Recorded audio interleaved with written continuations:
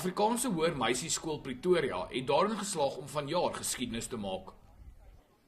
Die skool wat jaarliks een van die land se uitblinkers is, het vir die 30ste agtereenvolgende jaar 'n 100% slaagsyfer behaal.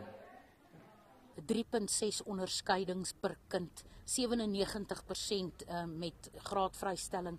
Dit slaan my asem weg. Ons het 13 leerders wat 'n gemiddeld van 90% en hoër het algemeen op hulle rapporte. Ek weet nie, ek is nou vanjaar, is my 21ste jaar as 'n skoolhoof. Ek het in my lewe nog nooit dit gesien, dat jy 13 kinders uit 'n groep van 197 kry, wat so gemiddeld handhaaf nie. Nie net spog die skool met 'n 100% slaagsyfer nie, hulle het ook een van die land se toppresteerders in Manet Uys wat 'n gemiddeld van 95,6 behaal het.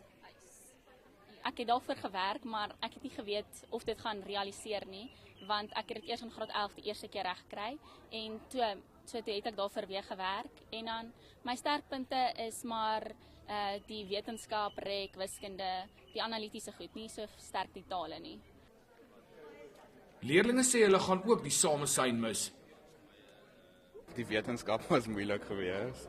En ja, wat uit my uitgestaan het was al die sportbyeenkomste en al die kooroptredes en baie lekker goed wat jy saam met jou vriende gedoen het. Dit was baie rof, maar dit was lekker geweest. Ons het alles geniet. Baie vinnig gebeur en ja, alles op mekaar, maar ja, dit was baie lekker geweest en die moeilikste sal ek sê was seker maar rekordeksamen geweest. Dit was 'n billetjie geweest.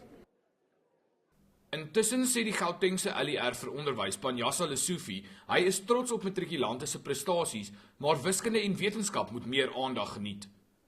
There is a general agreement that our success rates in maths and science are still below the levels necessary to respond satisfactorily to our skills needs.